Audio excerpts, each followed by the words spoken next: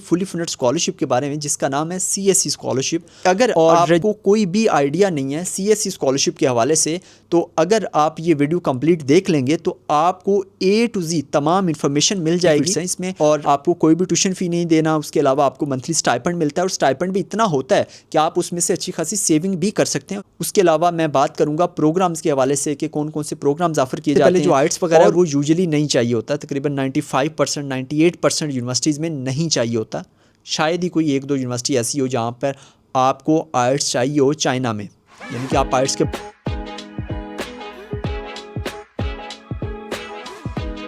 अस्सलामुअलैकुम, उम्मीद करता हूँ आप सब लोग खैरियत से होंगे। My name is Mohammad Mudassar and I am a PhD student.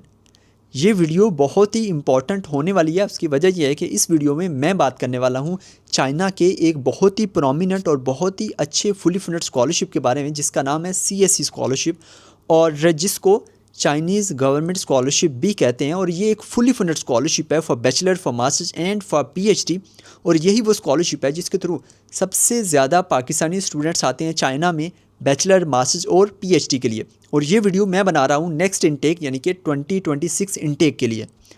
और अगर आपको कोई भी आइडिया नहीं है CSE स्कॉलरशिप के हवाले से, तो अगर आप ये वीडियो कंप्लीट देख लेंगे तो आपको A to Z तमाम इन्फॉर्मेशन मिल जाएगी, और आपके जहन में जितनी भी क्यूरीज़ हैं, जितने भी सवाल आते हैं, उनके आंसर्स आपको मिल जाएंगे। नंबर 1 और नंबर 2, ये मेरी हमेशा ये कोशिश होती है कि मैं वीडियोस को टू दी पॉइंट बनाऊं, आपको थोड़े टाइम में ज़्यादा से ज़्यादा और टू दी पॉइंट जो इन्फॉर्मेशन है वो आप लोगों तक पहुंचाऊं। और आपने अगर मेरी जो पहली वीडियोस हैं वो भी देखी होंगी तो उसमें भी मैंने हमेशा बात जो है वो टू दी पॉइंट की है।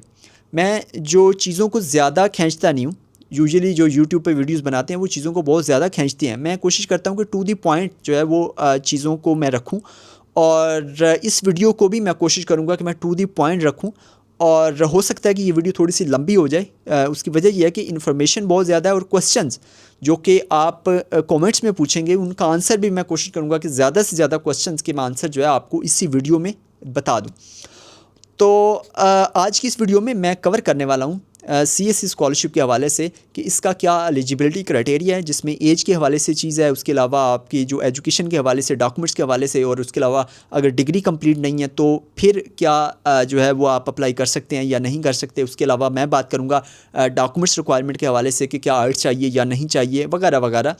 और उसके अलावा मैं बात करूंगा स्कॉलरशिप के बेनिफिट्स के ऊपर। इसके बहुत अच्छे बेनिफिट्स हैं, इसमें आपको कोई भी ट्यूशन फ़ी नहीं देना। उसके अलावा आपको मंथली स्टाइपेंड मिलता है, और स्टाइपेंड भी इतना होता है कि आप उसमें से अच्छी खासी सेविंग भी कर सकते हैं। उसके अलावा मैं बात करूंगा प्रोग्राम्स के हवाले से कि कौन कौन से प्रोग्राम्स ऑफ़र किए जाते हैं।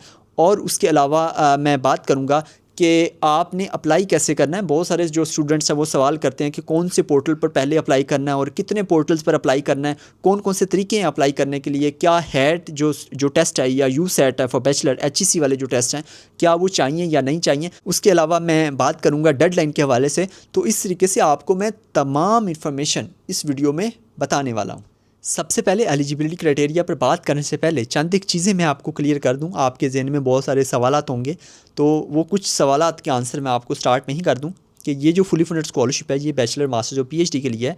और चाइना की तकरीबन 279 प्लस यूनिवर्सिटीज़ आती हैं CSE स्कॉलरशिप के अंडर, जिसमें आप लोग अप्लाई कर सकते हैं बैचलर, मास्टर्स और PhD के लिए। और उसके बाद अगर बात करें चाइनीज़ स्टार्ट की और इंग्लिश स्टार्ट की, कि जो प्रोग्राम्स हैं वो चाइनीज़ स्टार्ट भी होते हैं, यानी कि चाइनीज़ लैंग्वेज में पढ़ाया जाता है, भले वो बायोलॉजी हो, केमिस्ट्री हो, फिज़िक्स हो। दूसरी साइड पे है इंग्लिश स्टार्ट प्रोग्राम्स, जो कि इंग्लिश में आपको पढ़ाया जाता है जैसा पाकिस्तान में पढ़ाया जाता है आपको। तो अगर तो आप अप्लाई करते हैं चाइनीज़ स्टार्ट प्रोग्राम में बैचलर, मास्टर्स या PhD के लिए, तो आपके पास HS के जो कि चाइनीज़ लैंग्वेज के डिफरेंट लेवल्स हैं, HS के 1 2 जो मैक्सिमम होता है वो 6 होता है। यूजुअली HS के 4 या फिर 5 चाहिए होगा आपको अगर आप चाइनीज़ स्टार्ट प्रोग्राम में अप्लाई करते हैं तो। और आपको मास्टर्स और PhD के लिए बहुत सारे प्रोग्राम्स मिल जाएंगे जो कि इंग्लिश स्टार्ट ऑफ़र किए जा रहे हैं। लेकिन अगर बात करें बैचलर की, तो उसमें ज़्यादातर जो प्रोग्राम्स हैं वो चाइनीज़ स्टार्ट ऑफ़र किए जाते हैं, यानी कि बैचलर के लिए आपको HS के 4 या 5 चाहिए होगा ज़्यादातर प्रोग्राम्स के लिए। इंग्लिश स्टार्ट प्रोग्राम भी आपको मिल जाएंगे लेकिन वो बहुत कम होंगे। और उसके अलावा अगर बात करें इस प्रोग्राम के ड्यूरेशन की कि ये जो प्रोग्राम्स हैं ये कितने साल के होते हैं, तो अगर बैचलर की बात करें तो बैचलर सेम पाकिस्तान की तरह का ही होता है कि कुछ प्रोग्राम जो है वो 4 साल होते हैं, कुछ जो है वो 5 साल होता है, जैसा कि पाकिस्तान में DVM वगैरह 5 साल होता है। उसके अलावा अगर बात करें मास्टर्स की, तो मास्टर्स का जो प्रोग्राम है वो यूजुअली 3 ईयर्स का होता है और जो स्कॉलरशिप है वो भी 3 ईयर्स का होता है। लेकिन बाज़ जो यूनिवर्सिटीज़ हैं वो 2.5 ईयर्स और बाज़ का 2 ईयर्स का मास्टर्स भी ऑफ़र करती हैं। और उसके अलावा अगर बात करें PhD की, तो PhD जो है वो यूजुअली मैक्सिमम 4 ईयर्स और मिनिमम 3 ईयर्स की होती है, यानी कि आपका जो स्कॉलरशिप होगा वो 4 ईयर का ही होगा जो CSE स्कॉलरशिप है। तो ये तो होगी बात ड्यूरेशन के हवाले से। तो अब बात करते हैं एलिजिबिलिटी क्राइटेरिया के हवाले से। तो एलिजिबिलिटी क्राइटेरिया में सबसे पहली बात यह है कि अगर आप बैचलर के लिए अप्लाई करना चाहते हैं तो आपके पास इंटरमीडिएट की डिग्री वगैरह या रिज़ल्ट कार्ड वगैरह होना चाहिए। अगर आप मास्टर्स में अप्लाई करते हैं तो आपके पास बैचलर यानी कि 16 ईयर्स एजुकेशन आपकी होनी चाहिए, और PhD के लिए आपके पास मास्टर्स की डिग्री यानी कि आपकी जो एजुकेशन है वो 18 ईयर्स होनी चाहिए। उसके बाद अगर बात करें एज के हवाले से, तो अगर आप बैचलर के लिए अप्लाई करना चाहते हैं तो आपकी जो एज है वो 25 ईयर्स से कम होनी चाहिए। अगर आप मास्टर्स के लिए अप्लाई करना चाहते हैं तो आपकी जो एज है वो 35 ईयर्स से कम होनी चाहिए। अगर आप PhD के लिए अप्लाई करना चाहते हैं तो आपकी जो एज है वो 40 ईयर्स से कम होनी चाहिए। और ये था इसका एलिजिबिलिटी क्राइटेरिया। आप अगर बात करें CSE स्कॉलरशिप के बेनिफिट्स के हवाले से कि अगर आपकी सिलेक्शन हो जाती है CSE स्कॉलरशिप के थ्रू बैचलर, मास्टर्स या फिर PhD के लिए, तो आपको कौन कौन से बेनिफिट्स मिलेंगे। तो उसमें सबसे पहला जो बेनिफिट है वो है कि आपकी कोई भी ट्यूशन फ़ी नहीं होगी, यानी कि आपको किसी भी किस्म की फ़ीस वगैरह यूनिवर्सिटी को नहीं देना। उसके बाद जो बेनिफिट है वो है कि मंथली स्टाइपेंड, यानी कि माहाना आपको पैसे दिए जाएंगे आपके खाने पीने वगैरह के लिए। तो उसमें माहाना जो स्टाइपेंड है वो बैचलर के लिए है तकरीबन 2500 RMB, जो कि पाकिस्तानी रुपयों में बनते हैं तकरीबन 1 लाख रुपये माहाना। उसके बाद मास्टर्स का जो स्टाइपेंड है वो तकरीबन है 3000 RMB पर मंथ, जो कि पाकिस्तानी रुपयों में है 1,20,000 रुपये। उसके अलावा PhD का जो स्टाइपेंड होगा वो तकरीबन 3500 RMB होगा, जो कि पाकिस्तानी रुपयों में 1,40,000 रुपये बनते हैं। और ये जो स्टाइपेंड है ये इतना होता है कि आप इसके जो अपने खाने पीने के पैसे हैं वो अगर आप लगा लें तो उसके बाद भी आप इसमें से सेविंग कर सकते हैं, और ज़्यादातर जो स्टूडेंट्स हैं वो इसमें से सेविंग भी करते हैं। और उसके बाद तीसरे नंबर पे जो आपको बेनिफिट मिलेगा वो है कि आपकी जो अकोमोडेशन है वो फ्री होगी। और इसमें इस तरह से होता है कि अगर आप यूनिवर्सिटी के हॉस्टल या डॉर्मेट्री में रहते हैं तो आपको पैसे नहीं मिलते, यानी कि आपकी जो डॉर्मेट्री है वो आपकी फ़्री होती है, यानी कि आपकी रिहाइश फ्री होती है। लेकिन अगर आप ये चाहते हैं कि आप यूनिवर्सिटी से बाहर रहें किसी फ्लैट वगैरह में अपने दोस्तों के साथ, तो उसमें ये होता है कि फिर यूनिवर्सिटी या ये जो स्कॉलरशिप है इसके थ्रू आपको एक्स्ट्रा पैसे मिलते हैं। PhD वाले को तकरीबन 1000 RMB एक्स्ट्रा मिल जाएंगे अगर वो यूनिवर्सिटी में नहीं रहता। अगर यूनिवर्सिटी में रहता है तो रिहाइश फ्री होगी, अगर बाहर रहेगा तो डेफिनेटली खुद से पे करेगा। तो उसके लिए फिर जो PhD के स्टूडेंट्स हैं उनको मिलता है 1000 एक्स्ट्रा, यानी कि उसका 4500 RMB स्टाइपेंड हो जाता है। और फिर उसको जो उसकी जो रिहाइश है उसके पैसे उसको खुद देने होते हैं 4500 RMB में से। और मास्टर्स वाला अगर बाहर रहता है तो उसको तकरीबन 700 या 800 RMB एक्स्ट्रा मिलते हैं, और ऐसे ही बैचलर वाला भी। यूजुअली बैचलर वाले, मास्टर्स वाले या फिर PhD वाले बाहर नहीं रहते, यूजुअली वो यूनिवर्सिटी के अंदर ही रहना पसंद करते हैं, क्योंकि उसका जो इन्वायरमेंट है वो ज़्यादा अच्छा होता है यूनिवर्सिटी के अंदर, और आसानी से आप अपनी क्लासेस वगैरह ले सकते हैं। आप जो है वो अगर बाहर रहेंगे तो आपको बहुत ज़्यादा जो आने जाने में मसले होंगे, तो इसलिए ज़्यादातर जो स्टूडेंट्स हैं वो यूनिवर्सिटी के अंदर ही रहते हैं। उसके अलावा जो बेनिफिट है वो है आपकी हेल्थ इंश्योरेंस, जो कि तकरीबन 800 RMB होती है तकरीबन तमाम यूनिवर्सिटीज़ में। और इसमें इस तरह से होता है कि अगर खुदा न खासा आपको कोई हेल्थ इश्यूज़ होते हैं और आपने ये करना है कि आपने हॉस्पिटल जाना होता है, वहाँ पर आपने खुद से पे करना होता है, और ख़ुद से पे करके आपने बाद में रीएम्बर्स करवाने होते हैं जो हेल्थ इंश्योरेंस वाले हैं उनसे। मेरे साथ भी 2-3 दफ़ा ऐसा हुआ है और मैंने अपने जो पैसे हैं वो रीएम्बर्स करवाए हैं। तो ये बेनिफिट आपको मिलता है।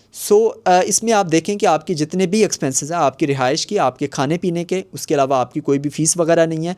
तो इस तरीके से ये तमाम बेनिफिट्स आपको मिलेंगे अगर आपकी सिलेक्शन हो जाती है CSE स्कॉलरशिप के लिए चाइना में। तो आप अगर बात करें डॉक्यूमेंट्स रिक्वायरमेंट के हवाले से कि CSE स्कॉलरशिप में अप्लाई करने के लिए कौन कौन से डॉक्यूमेंट्स आपको चाहिए होंगे, और मेरा वीडियो पहले बनाने का पर्पस भी यही है कि आप अपनी जो डॉक्यूमेंट्स हैं उनको अभी से प्रिपेयर करना स्टार्ट कर दें। उसकी वजह यह है कि डॉक्यूमेंट्स को आप जितना ज़्यादा टाइम देंगे, जितने अच्छे से आप प्रिपेयर करेंगे, उतने ही आपके जो एडमिशन के चांसेस है वो ज़्यादा होंगे।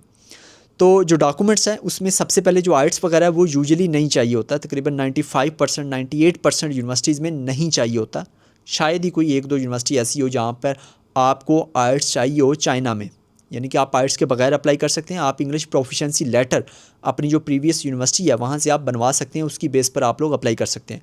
तो डॉक्यूमेंट्स में सबसे पहले आपके पास एक अच्छी सी CV होनी चाहिए।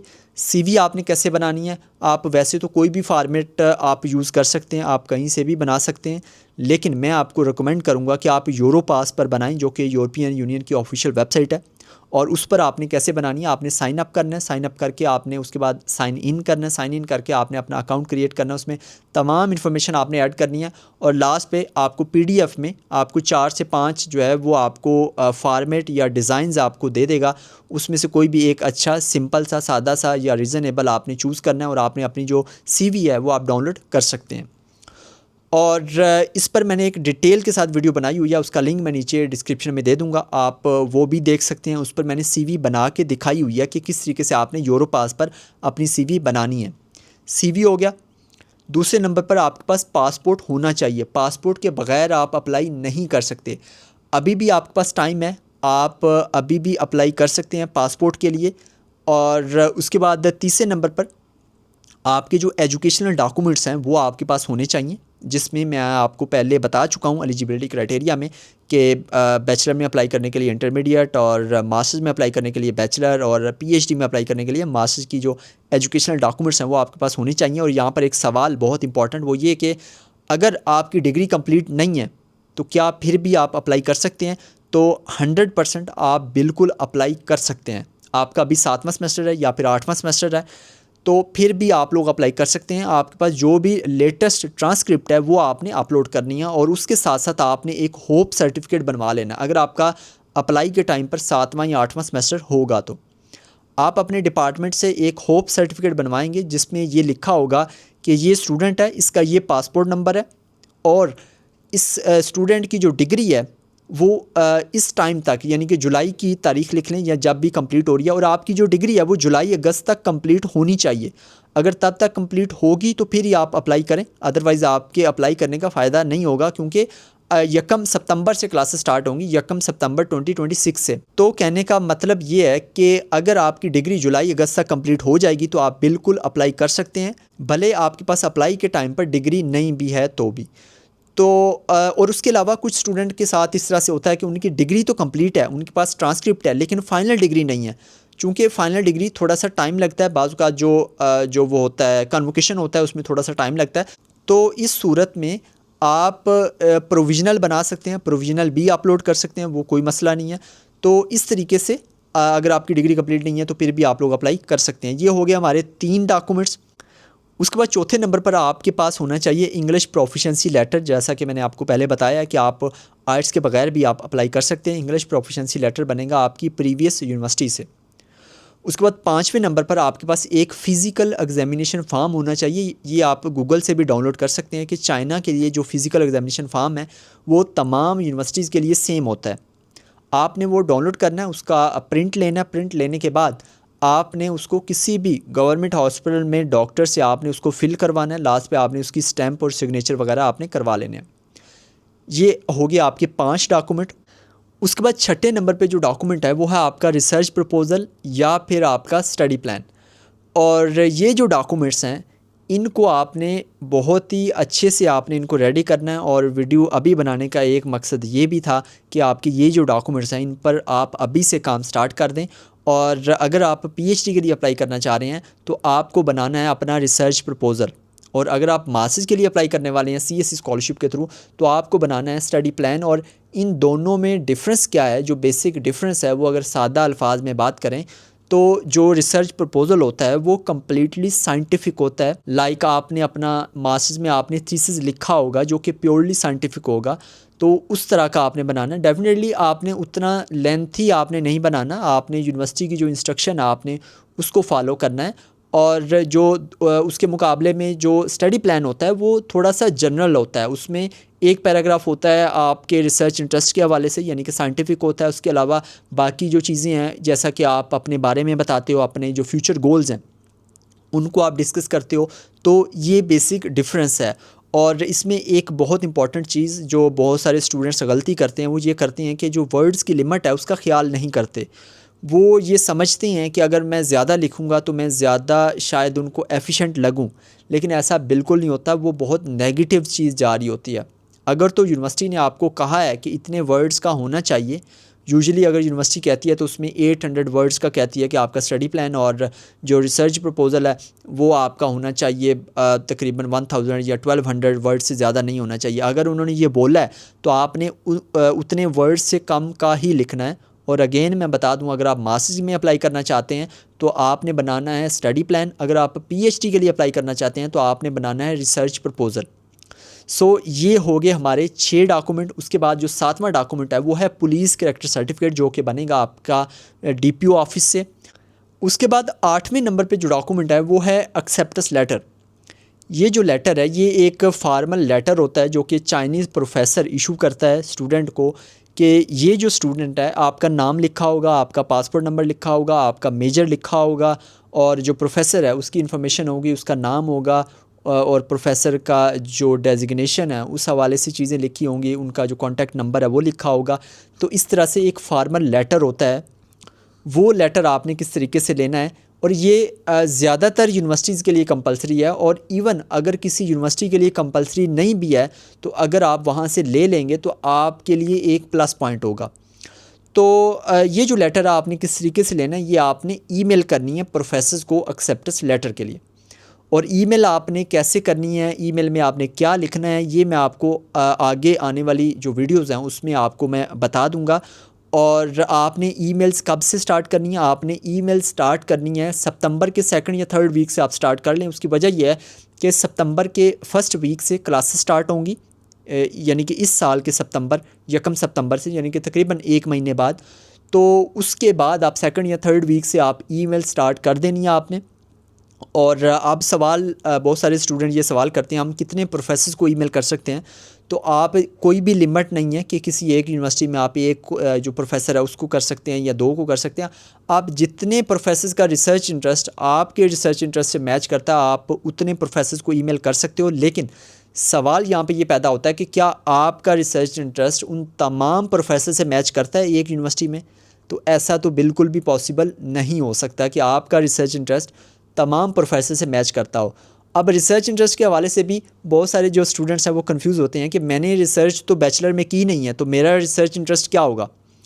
तो जो रिसर्च इंटरेस्ट होता है या जो लोग बात करते हैं रिसर्च इंटरेस्ट की एडमिशन के हवाले से, तो वो ये चीज़ होती है कि आप जब चाइना जाएंगे या किसी भी कंट्री में जाएंगे तो वहाँ पर जाकर आप किस टॉपिक पे रिसर्च करेंगे, ये होता है आपके रिसर्च इंटरेस्ट का।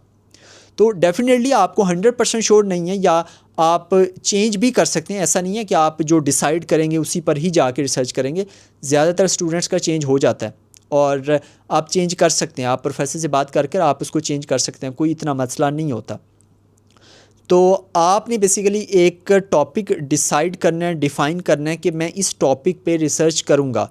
तो वो होता है आपका रिसर्च इंटरेस्ट, यानी कि ये वो चीज़ नहीं होती जो आपने प्रीवियस किया, बल्कि ये वो चीज़ होती है जो आप फ्यूचर में करेंगे। यानी कि आप प्रोफेसर को ये कहते हो कि मेरा जो रिसर्च एरिया है या रिसर्च इंटरेस्ट है वो इस स्पेसिफ़िक एरिया पे है या स्पेसिफ़िक टॉपिक में है, तो इसलिए मैं आपके साथ काम करना चाहता हूँ, आपकी सुपरविज़न में मैं अपनी डिग्री कंप्लीट करना चाहता हूँ। तो ये होता है रिसर्च इंटरेस्ट, यानी कि आप फ्यूचर में करोगे। तो ये आपने ईमेल करनी है एक्सेप्टेंस लेटर के लिए, और मैं आपको आने वाली वीडियोस में एक एक करके मैं आपको ईच एंड एवरीथिंग आपको गाइड कर दूंगा कि किस तरीके से आपने ईमेल करनी है, क्या क्या लिखना है। और आपने सिर्फ अपनी सीवी अटैच करनी है। कुछ स्टूडेंट ये भी कहते हैं साथ में अपना मोटिवेशनल लेटर या पर्सनल स्टेटमेंट या फिर रिसर्च प्रपोजल वगैरह भी अटैच कर दें, लेकिन वो मेरा नहीं ख्याल इतना ज़रूरी है। आप सिंपल सिर्फ अपनी एक सीवी अटैच करें और साथ में ईमेल, एक अच्छी सी ईमेल लिखें। ईमेल लिखने के बाद आप उनको सेंड कर दें। और मैं आपको बता दूं कि जो रिस्पॉन्स रेट होता है वो बहुत कम होता है। तो इसलिए आपको ज़्यादा से ज़्यादा ईमेल्स करनी है, और ईमेल करते हुए ख्याल रखना है कि आपने सिंगल प्रोफेसर को ईमेल करनी है। ऐसे बिल्कुल भी नहीं करना कि तमाम प्रोफेसर्स को कॉपी किया और बाकी को सीसी किया, कुछ को जो है वो डायरेक्ट सेंड की, कुछ को सीसी करके तो वो आपने सेंड कर दी। ऐसे आपने बिल्कुल नहीं करना, हर प्रोफेसर को सेपरेटली आपने ईमेल करना है। तो ये इंशाल्लाह मैं आने वाली जो वीडियोज़ हैं उसमें आपको मैं इन तमाम जो चीज़ों की, ये जो छोटी छोटी चीज़ें हैं, ये मैं आपको साथ साथ बताता जाऊँगा। सो ये हो गया एक्सेप्टेंस लेटर के हवाले से। और एक चीज़ जो एजुकेशनल डॉक्यूमेंट्स के हवाले से मैं मिस कर गया हूँ, और वो ये है कि आपने जो एजुकेशनल डॉक्यूमेंट्स हैं उनकी फ़ोटोकॉपीज़ को आपने नोटराइज़ करवाना है। नोटराइजेशन क्या होती है? ये बेसिकली स्टैम्प्स वगैरह लगी होती हैं, और ये नोटराइजेशन होती है। आप किसी भी कचहरी में चले जाएंगे, वहाँ से आपने ये करना है कि अपनी जो डॉक्यूमेंट्स है, भले आपकी डिग्री कंप्लीट नहीं है, आपके पास 7वां या 8वें सेमेस्टर की आपके पास ट्रांसक्रिप्ट है, आप उसकी भी फ़ोटोकॉपी करके आप ले जाएं, उसको आप नोटराइज़ करवा लें। ये कंपलसरी होता है। वहाँ पर कचहरी में नोटरी पब्लिक वाले आपको हर कचहरी में मिल जाएंगे। उनसे कहेंगे, वो कुछ पैसे लेंगे। जब आज से कुछ 2-3 साल पहले तो तकरीबन 30 रुपीज़ या फिर 50 रुपीज़ पर पेज थे। अभी आजकल का मुझे नहीं आइडिया कि कितने पैसे वो लेंगे। तो उनसे जितने भी आपके डॉक्यूमेंट्स हैं, ये जितने भी डॉक्यूमेंट्स मैंने आपको बताए हैं, इनको आपने नोटराइजेशन करवानी है। एक्सेप्टेंस लेटर को नहीं करवाना। अपनी जो सिर्फ एजुकेशनल हैं, यानी कि आपकी डिग्रीज़ वगैरह और ट्रांसक्रिप्ट वगैरह, सिर्फ उनको करवाना है। उसके अलावा बाकी डॉक्यूमेंट्स को नहीं करवाना, जिसमें सीवी वगैरह या फिर आपका पासपोर्ट वगैरह, उसको नहीं, आपने बिल्कुल भी नहीं करवाना। सिर्फ एजुकेशनल डॉक्यूमेंट्स यानी कि डिग्रीज़ और ट्रांसक्रिप्ट जितनी भी हैं। तो ये तमाम डॉक्यूमेंट्स हैं जो कि आपको चाहिए चाइना में। और अभी आपने क्या करना है, अभी ये बहुत इंपॉर्टेंट टाइम है। ये महीना स्टार्ट होने वाला अगस्त का, अभी 1-2 दिन बाद, जब मैं वीडियो बना रहा हूँ इसके 1-2 दिन बाद अगस्त का महीना स्टार्ट हो जाएगा। और अभी से आपने अपना जो रिसर्च प्रपोज़ल है, और आपका जो रिसर्च प्रपोज़ल पीएचडी वालों के लिए और मास्टर वालों के लिए आपका जो स्टडी प्लान है, ये आप अभी से बनाना स्टार्ट कर दें। और इसके अलावा आपका एक और डॉक्यूमेंट है जो आपने बनाना है, वो आपका स्टेटमेंट ऑफ पर्पस या पर्सनल स्टेटमेंट। ये भी आप अभी से बना लें। ये बहुत सारी यूनिवर्सिटीज़ हैं जो ये जिनके लिए आपको चाहिए होगा ये वाला डॉक्यूमेंट भी। ये जो डॉक्यूमेंट है, 2 यानी कि 2 डॉक्यूमेंट्स होंगे, मास्टर्स के लिए भी और पीएचडी के लिए भी। तो ये जो डॉक्यूमेंट्स हैं ये आप अभी से बनाना स्टार्ट कर दें। और आगे जो सीवी है वो भी आप रेडी कर लें। उसके बाद फिर आप सितंबर के 2nd वीक से आपने अपनी ईमेल स्टार्ट कर देनी है। सो ये मैंने बहुत ही डिटेल के साथ आपको बता दिया है आपके जो डॉक्यूमेंट्स आपको चाहिए अगर आप चाइना में सीएससी स्कॉलरशिप में अप्लाई करना चाहते हैं। तो आप अगर बात करें कि आपने अप्लाई कैसे करना है सीएससी स्कॉलरशिप के लिए, अगर आपको कुछ भी नहीं पता तो मैं आपको इंशाल्लाह बहुत ही सादा अल्फाज में आपको बता दूंगा कि कैसे आपने अप्लाई करना है। तो सीएससी स्कॉलरशिप में अप्लाई करने के 3 तरीके हैं। एक है टाइप ए, एक है टाइप बी, एक है टाइप सी। जो टाइप ए होता है उसमें आप एचईसी के थ्रू अप्लाई करते हैं। और एचईसी के थ्रू आने वाले जितने भी स्कॉलरशिप्स हैं उनमें एक बात आप याद रखिएगा, अगर आप एचईसी के थ्रू अप्लाई करते हैं तो आपके पास मास्टर्स या फिर पीएचडी में अगर आप अप्लाई करना चाहते हैं तो आपके पास हैट का स्कोर होना चाहिए। और अगर आप बैचलर के थ्रू अप्लाई करना चाहते हैं तो आपके पास यूसेट का स्कोर होना चाहिए। ये हो गया टाइप ए। और टाइप ए के थ्रू अगर आप अप्लाई करते हैं तो आपको 2 पोर्टल्स पर अप्लाई करना है। एक एचईसी का पोर्टल है और दूसरा सीएससी का पोर्टल है। यूनिवर्सिटी के पोर्टल पर अप्लाई नहीं करना। अगर आपको एचईसी कहती है कि यूनिवर्सिटी के पोर्टल पर अप्लाई करें तो फिर आपने अप्लाई करना, अदरवाइज़ उधर अप्लाई करने की ज़रूरत नहीं है। ये हो गया टाइप ए। उसके बाद दूसरा है टाइप बी और तीसरा है टाइप सी। और जो टाइप सी है ना वो है एम्बेसी के थ्रू। और पाकिस्तान में जो एम्बेसी है वो यही कहती है कि आप एचईसी के थ्रू ही अप्लाई करें। तो इसलिए अगर आप पाकिस्तानी हैं और पाकिस्तान से अप्लाई करना चाहते हैं तो आपके पास ऑप्शन है 2, एक है type A, type B. Type A का मैंने आपको बता दिया है। और अगर टाइप ए की बात करें कि कौन से पोर्टल पर आपने पहले अप्लाई करना है, तो इसका आंसर ये है कि आप किसी भी पोर्टल पर पहले अप्लाई कर लें, लेकिन बेहतर है कि आप पहले सीएससी पे करें, उसके बाद आप एचईसी के पोर्टल पर अप्लाई करें। उसके बाद दूसरा है टाइप बी। टाइप बी होता है कि डायरेक्ट यूनिवर्सिटी में अप्लाई करना, और ज़्यादातर स्टूडेंट्स जो है वो टाइप बी के थ्रू ही अप्लाई करते हैं। और जो टाइप बी है उसमें आपको हैट वगैरह यूसेट वगैरह नहीं चाहिए। और टाइप बी में भी आप 2 पोर्टल्स पर अप्लाई करते हो, एक होता है यूनिवर्सिटी का पोर्टल, एक होता है सीएससी का पोर्टल। इन दोनों पोर्टल्स पर आपको अप्लाई करना ज़रूरी है। और अब सवाल ये पैदा होता है कि कौन से पोर्टल पर पहले अप्लाई करना। बहुत सारे स्टूडेंट्स कंफ्यूज होते हैं कि कौन से पोर्टल पर हम पहले अप्लाई करेंगे। इवन जब मैंने अप्लाई किया था, मेरा खैर CSE स्कॉलरशिप नहीं है, ना ही मैंने अप्लाई किया था, मैंने आंसू स्कॉलरशिप में अप्लाई किया था। और मेरा जो स्कॉलरशिप है वो आंसू है, उस पर मैं बाद में वीडियो बना दूँगा। तो जब मैंने अप्लाई किया था तो मुझे भी नहीं था पता कि कैसे अप्लाई करना है या कौन कौन से पोर्टल्स पे अप्लाई करना है और कौन से पोर्टल पर पहले अप्लाई करना है। तो मुझे भी ये जब मेरा एडमिशन हो गया तो उसके बाद मुझे चीज़ें जो है वो समझ में आना स्टार्ट हुई। तो मैं आपको बता देता हूँ, अगर आप टाइप बी के थ्रू अप्लाई करते हैं तो कौन से पोर्टल पर आपने पहले अप्लाई करना है। ये वेरी करता है यूनिवर्सिटी टू यूनिवर्सिटी। कुछ यूनिवर्सिटीज़ में इस तरह से होता है, 3 तरह की कंडीशंस हो सकती हैं। कुछ यूनिवर्सिटीज़ ये कहती हैं कि पहले आप CSE पोर्टल पर अप्लाई करें, फिर आप यूनिवर्सिटी के पोर्टल पर अप्लाई करें। कुछ यूनिवर्सिटीज़ ये कहती हैं कि पहले आप यूनिवर्सिटी पे करें, फिर CSE पे करें। तीसरी कंडीशन ये है कि यूनिवर्सिटी ये कहती है कि आप पहले यूनिवर्सिटी के पोर्टल पर अप्लाई करें, अप्लाई करने के बाद यहाँ से प्री एडमिशन लेटर लें। ये एक लेटर होता है, फॉर्मल लेटर, कि आपका एडमिशन हो गया है। प्री एडमिशन लेटर ये होता है कि एक फॉर्मल लेटर होता है जिसमें ये लिखा होता है कि इस स्टूडेंट को हम एडमिशन देते हैं, लेकिन वो फाइनल एडमिशन लेटर नहीं होता, वो एक प्री एडमिशन लेटर होता है। वो लेटर लेकर फिर आप CSE पोर्टल पर वो अप्लाई करें और वो प्री एडमिशन लेटर भी अपलोड करें। कुछ यूनिवर्सिटी ये कहती हैं, यानी कि 3 तरह के तरीके हो सकते हैं, यूनिवर्सिटीज़ आपको कह सकती हैं। तो इसके लिए आपको यूनिवर्सिटी की जो इंस्ट्रक्शंस हैं उसको आपको फॉलो करना होगा कि यूनिवर्सिटी क्या कह रही है, कौन से पोर्टल पर मुझे पहले अप्लाई करना है या क्या तरीक़ाकार है। सो आई होप सो कि आपको ये समझ आ गई होगी। अगर फिर भी कोई भी सवाल है तो आप नीचे कमेंट लाजमी कर दीजिएगा अप्लाई के हवाले से, या कोई और सवाल हो तो। और यहाँ पर एक और बहुत अहम बात वो ये कि आप CSE स्कॉलरशिप के थ्रू सिर्फ़ एक यूनिवर्सिटी में अप्लाई कर सकते हैं। वो आप टाइप A के थ्रू अप्लाई कर लें या फिर टाइप B के थ्रू अप्लाई कर लें, यानी कि आप सिर्फ़ और सिर्फ एक यूनिवर्सिटी में अप्लाई कर सकते हैं। अब सवाल ये पैदा होता है कि अगर आपको एक्सेप्टेंस लेटर एक से ज़्यादा मिल जाएं तो फिर क्या होगा, आपके एक्सेप्टेंस लेटर कहीं ज़ाया ना हो जाए। तो उसका आंसर ये है कि चाइना में 20 से ज़्यादा इकसाम के डिफरेंट स्कॉलरशिप्स होते हैं। CSE तो एक है, CSE सबसे ज़्यादा जो स्टूडेंट्स हैं वो CSE के थ्रू ही जाते हैं। उसके अलावा भी बहुत सारे स्कॉलरशिप्स हैं जिसमें यूनिवर्सिटीज़ के अपने स्कॉलरशिप्स होते हैं। उसके अलावा जो प्रोविंशियल गवर्नमेंट है, लोकल गवर्नमेंट है, उनके स्कॉलरशिप्स होते हैं जिसमें आप लोग अप्लाई कर सकते हो। यानी कि आप जो एक एक्सेप्टेंस लेटर है वो आप यूज़ कर सकते हैं CSE के थ्रू, दूसरा एक्सेप्टेंस लेटर आप यूनिवर्सिटी स्कॉलरशिप पे कर लें, और तीसरा भी आप यूनिवर्सिटी स्कॉलरशिप पे कर लें या फिर जो लोकल गवर्नमेंट स्कॉलरशिप है उसके थ्रू अप्लाई कर लें।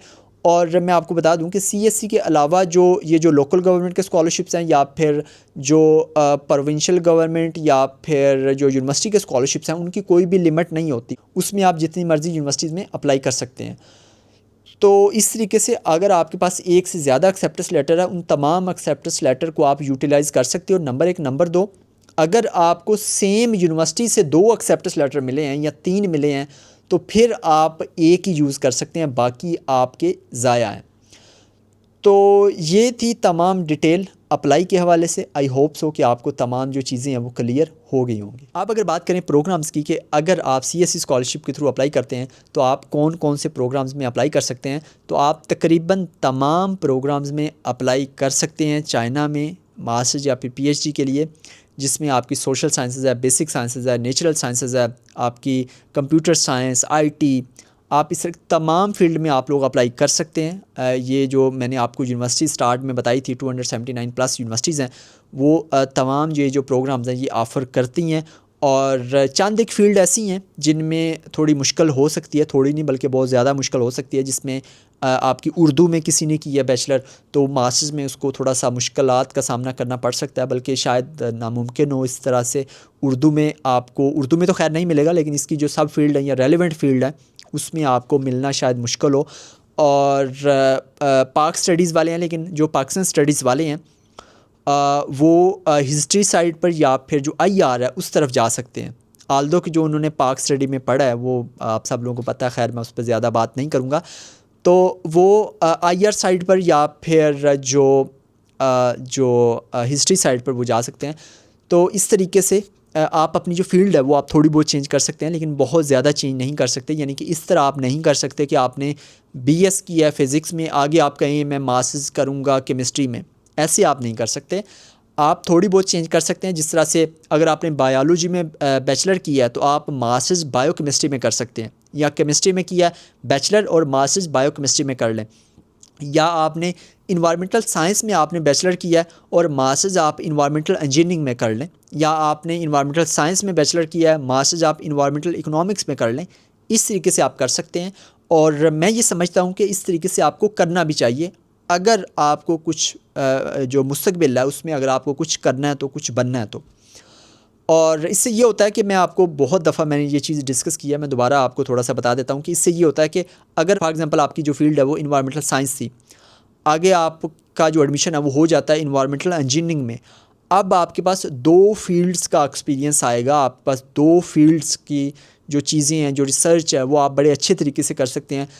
और जो इन्वायरमेंटल इंजीनियरिंग में आप चीज़ें अप्लाई करेंगे, रिसर्च करेंगे, वो आपके पास इन्वायरमेंटल साइंस का भी एक्सपीरियंस होगा। उसको यूज़ करते हुए जब आप रिसर्च करेंगे तो एक अच्छी रिसर्च आप कर पाएंगे। तो ये तमाम चीज़ें हैं प्रोग्राम के हवाले से, यानी कि आपका कोई भी प्रोग्राम है तो आप बिल्कुल अप्लाई कर सकते हैं। और प्रोग्राम ढूंढने के लिए आप campuschina.org जो कि ऑफिशियल वेबसाइट है, ये CSE स्कॉलरशिप की, चाइनीज़ गवर्नमेंट स्कॉलरशिप की, और इसी पोर्टल पर ही आप अप्लाई करते हैं CSE स्कॉलरशिप के लिए। तो ये जो वेबसाइट है campuschina.org, इस वेबसाइट पर जाकर आप जो है देख सकते हैं कि कौन कौन सी यूनिवर्सिटीज़ हैं जो आपका प्रोग्राम ऑफ़र कर। लास्ट पे अगर बात करें डेडलाइन की और एप्लीकेशन फ़ी के हवाले से, बहुत इंपॉर्टेंट। तो जो डेडलाइन है वो बहुत सारे स्टूडेंट सवाल करते हैं कि CSE स्कॉलरशिप की क्या डेडलाइन है। तो मैं आपको बता दूं, CSE स्कॉलरशिप की अपनी कोई भी डेडलाइन नहीं होती। यानी कि अगर एक यूनिवर्सिटी है उसकी डेडलाइन CSE स्कॉलरशिप के लिए 20 फरवरी है, तो इसका मतलब ये है कि CSE स्कॉलरशिप की उस स्पेसिफ़िक यूनिवर्सिटी के लिए डेडलाइन 20 फरवरी है। CSE स्कॉलरशिप जो इटसेल्फ है उसकी 20 फरवरी नहीं है। हो सकता है कि कोई और यूनिवर्सिटी हो उसकी 1 मार्च हो, और ये इसी तरीके से है। यानी कि यूनिवर्सिटी टू यूनिवर्सिटी ये वेरी करता है। हर यूनिवर्सिटी की अपनी डेडलाइन है CSE स्कॉलरशिप के हवाले से। तो इस तरीके से हम ये नहीं कह सकते कि CSE स्कॉलरशिप की कोई स्पेसिफ़िक डेडलाइन है, हर यूनिवर्सिटी की वेरी करती है। और ज़्यादातर जो यूनिवर्सिटीज़ हैं उनकी जो डेडलाइन है वो फरवरी में होती है, जनवरी या फिर फरवरी। और बाज़ यूनिवर्सिटीज़ ऐसी भी होती हैं जिनके डिफरेंट राउंड्स होते हैं, राउंड 1, राउंड 2। राउंड 1 जो होता है उसकी डेडलाइन होगी नवंबर दिसंबर होगी। उसके बाद जो राउंड 2 होगा उसकी डेडलाइन हो सकता है कि फरवरी मार्च हो। और यानी कि इस तरीके से होता है। बाज़ यूनिवर्सिटीज़ करती हैं, सभी ऐसा नहीं करती। तो बेहतर है कि आप सितंबर के 2nd या 3rd वीक से आप स्टार्ट करें ईमेल्स। उसके बाद अगर आपको एक्सेप्टेंस लेटर मिल जाता है, उसके बाद आपने ये जो तमाम डॉक्यूमेंट्स हैं ये आपने प्रिपेयर करने हैं। प्रिपेयर करने के बाद आपने अप्लाई करना है। अप्लाई आपने यूनिवर्सिटी के पोर्टल पर और जो CSE का पोर्टल है उस पर आपने अप्लाई करना है। अप्लाई के लिए आपने यूनिवर्सिटी के जो गाइडलाइन है उसको फॉलो करना है कि पहले आपने किस पोर्टल पर अप्लाई करना है।